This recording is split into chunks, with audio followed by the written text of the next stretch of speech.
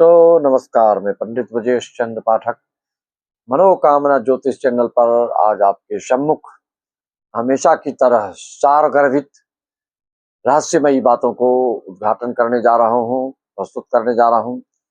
प्रस्तुत करने से पूर्व श्री गणेश जी की स्तुति से श्री गणेश करते हैं, उसमें आप बिल शामिल हो जाइए। उसके बाद आपकी जो भविष्य की चिंता, जो वर्तमान की चिंता है, जो गोचर को जानना चाहते हैं और कुंडली में अपने रोजगार, उद्योग, धंधा, पैसे के बारे में जो भी सोच रहे हो उसके बारे में क्या होने जा रहा है, उस पर हम प्रकाश डालें।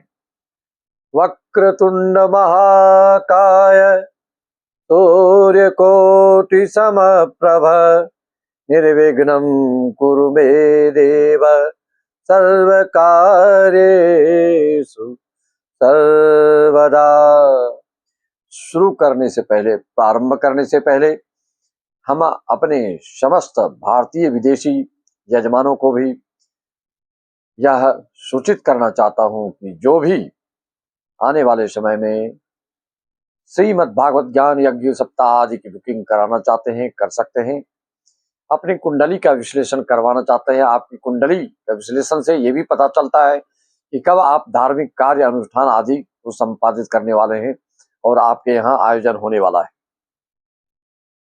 सर्वप्रथम हम आपकी कुंडली में यह बताने जा रहे हैं कि किसी की भी कुंडली को देख के और वर्तमान की गोचर देखें या आने वाले समय 2026 की बात करें या भूत बीती हुई बातों को, भूतकाल की बात करें, तो आपकी कुंडली में दो ग्रहों को देखने से सर्वाधिक हर बात उजागर हो जाती है। वह है लग्न लग्नेश और नवमेश दशमेश।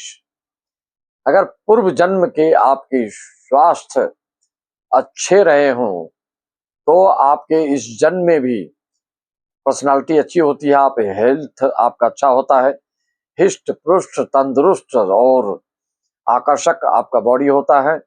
उसके लिए लग्न लग्नेश दोनों को अंश बल से परिपूर्ण होना चाहिए। तो जितना अंश बल से अच्छा होगा उतना वो अच्छा माना जाएगा, पापयुक्त नहीं होना चाहिए। लग्न को लग्नेश देखे तो बहुत अच्छा, लग्न में लग्नेश बैठे तो बहुत अच्छा।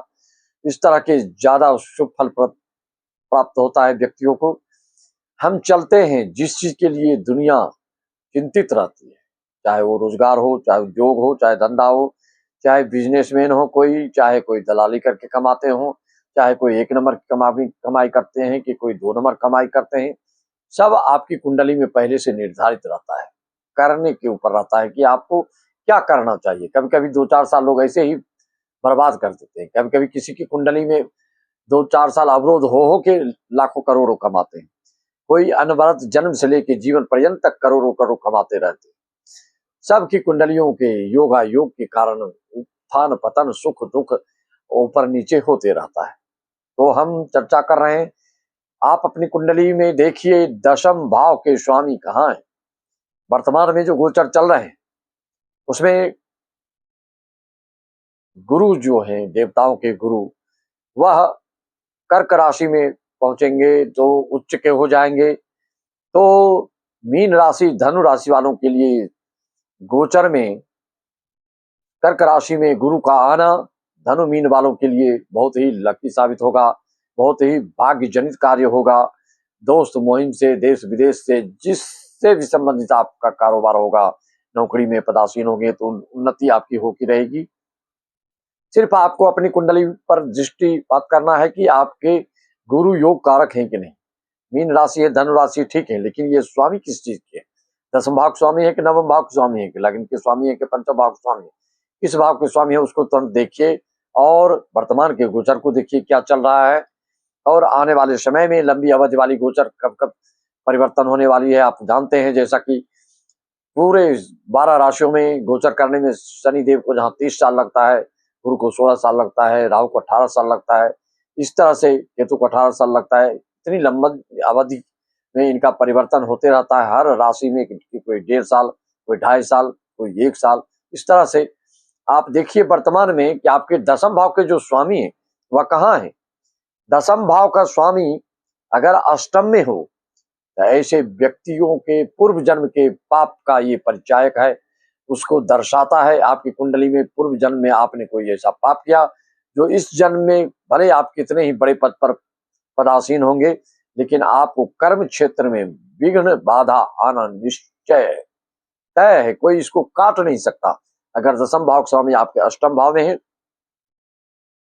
तो ये सब फल मिलता है। अगर दसम भाव के स्वामी नीच होके अगर अष्टम में बैठ गए तो निश्चित तौर पे आप जानिए पूर्व जन्म के पाप का यह फल आपको मिल रहा है कि बहुत ही संघर्ष हो रहा है, दिन रात एक कर रहे हैं, एड़ी चोटी एक कर रहे हैं, तो भी आपको फल जो है परिश्रम के अनुसार क्या बिल्कुल इतना भी नहीं मिलता है जितना कि आधे 20% 30% मिलके रह जाता है, 7% आपका बर्बाद हो जाता है।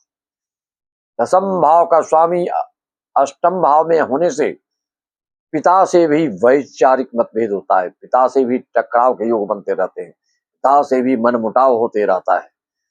दशम भाव का स्वामी अगर उच्च होके अष्टम में बैठ गए तो फिर आपको वसीयत से धन प्राप्ति के योग बनते हैं, अचानक विशेष धन लाभ होता है। अगर किसी बड़ी नौकरी में आप पदासीन हैं, पदस्थ हैं, तो फिर आपको रिश्वत के माध्यम से करोड़ों करोड़ों कमा करके आप धनवान बन जाते हो। इसके लिए आप यह भी जानते हैं रिश्वत की जो बात है सबको पचता नहीं है। अगर मंगल जिसका षष्ठम भाव में, ऐसा व्यक्ति रिश्वतखोरी करके भी कभी भी कानूनन दृष्टिकोण से पकड़ में नहीं आता है। इतना इनका शातिर दिमाग, चतुर दिमाग, तेज दिमाग 420 करने में होता है, कभी भी वो पकड़ में आ नहीं सकते। मंगल जिसका षष्ठम हो, जिसका पंचम में होता है मंगल, वह छोटी छोटी बातों को भी इधर उधर करने से, थोड़ा भी रिश्वत लेने से फंस जाते हैं और कानूनी पेचीदे में पेड़ा जाते हैं, कोल्हू के बैल की तरह उसमें। इस तरह से अगर अगर दशमेश आपके अष्टम में हैं, उच्च के हैं, तो बड़ी सरकारी कार्यों में पदों में पदस्थ होकर आप ज्यादा से ज्यादा रिश्वत प्राप्त करके धनवान होते हैं। ध्यान लेकिन आपको इस बात को देना है, ऐसे व्यक्ति धनवान बहुत होते हैं, धन बहुत कमाते हैं, लेकिन उस धन का जीते जी मरते समय मरणासन होते तक में बहुत विचित्र ढंग से बर्बाद भी होता है। या जिसका भी दशमेश अष्टम में हो वह अपने जीवन में अनुभव कर सकते हैं इस चीज को, बिल्कुल प्रामाणिकता के साथ, बिल्कुल आत्मबल के साथ। हजारों लाखों कुंडली देखने के पश्चात मैं इस तरह डंके की चोट पर कह सकता हूँ, इस तरह के योग आपके बनते हैं, नीच के हैं, पूर्व जन्म के पाप के परिचायक हैं। हर रोजगार, उद्योग, धंधा, नौकरी, पेशा में आपको दिक्कतों का सामना करना पड़ता है।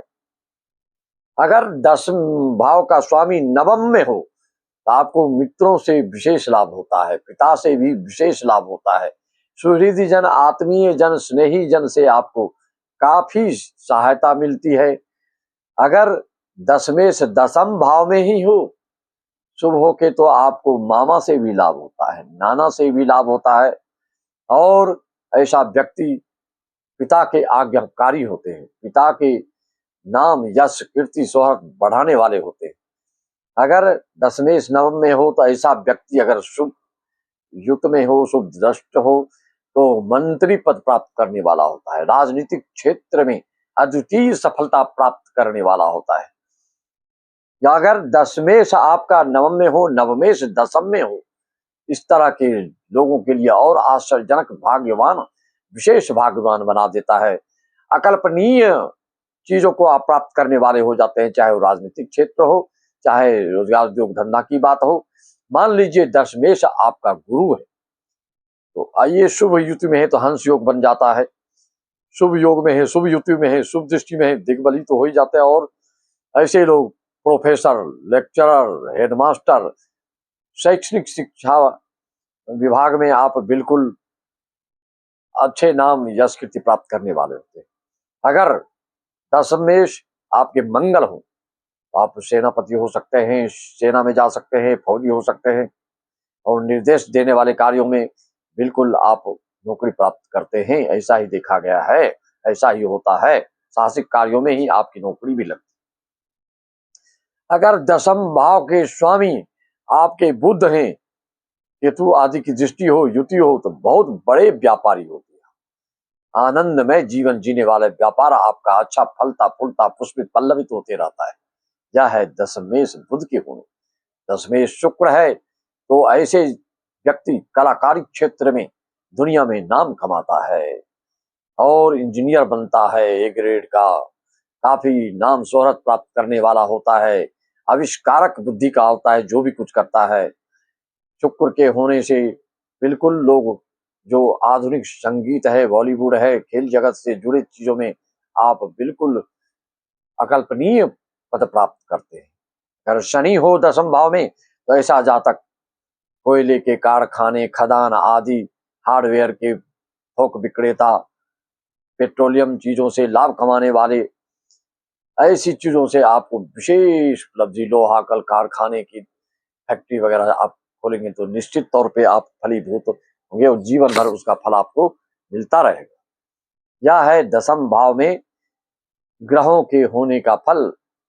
चंद्र है तो उसका फल आपको तरल चीजों से ज्यादा इनकम होता है। कुल दीपक आप कहलाते हैं, घर में ऐसा कोई कार्य करते हैं कि आपका नाम रोशन होता है। लेकिन स्त्री ऋण भी ऐसे जातकों के ऊपर रहता है, यह भी मानना पड़ेगा। स्त्रियों के ऋण से आपको ऋण होना चाहिए ऐसे लोगों को।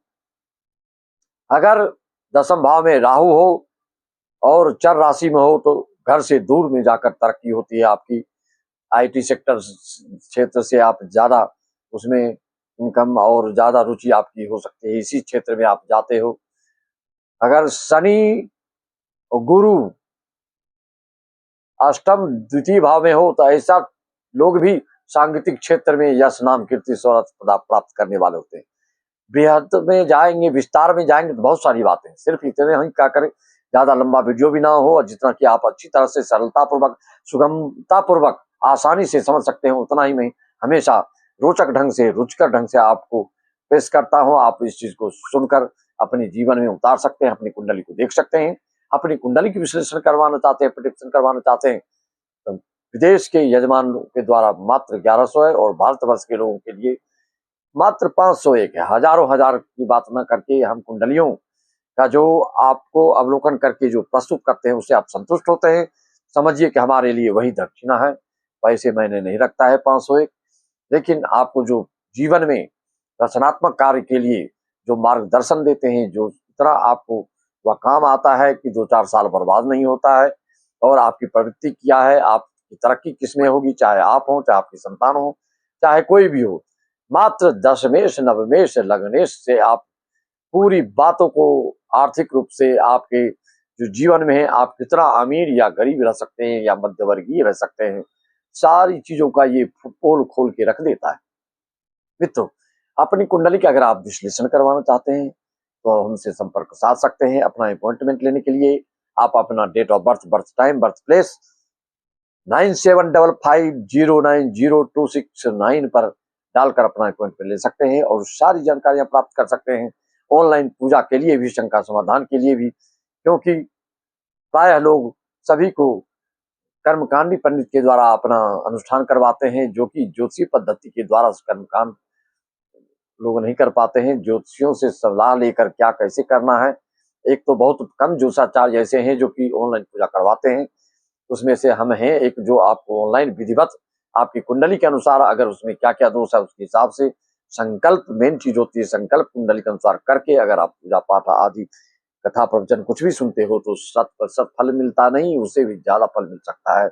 और जन्म जन्मांतर की बात नहीं, कई कुल पीढ़ी को तरण तारण आप अकेले कर सकते हैं। आपके घर में ज्यादा किसी तरह का माहौल विपरीत चल रहा हो, आपके घर में बिल्कुल स्वास्थ्य की परेशानी चल रही हो, आपके घर में बिल्कुल केस मुकदमा से लंबी अवधि तक थक मर रहे हैं, तो क्या करना चाहिए उसके लिए आप संपर्क साध सकते हैं। सभी को मेरा नमन, वंदन, अभिनंदन। सबको राम राम, जय श्री राम, ओम हरिओम तत्सत सत्यकाल। जय सच्चिदानंद, जय महालक्ष्मी, जय महासरस्वती, जय महाकाल।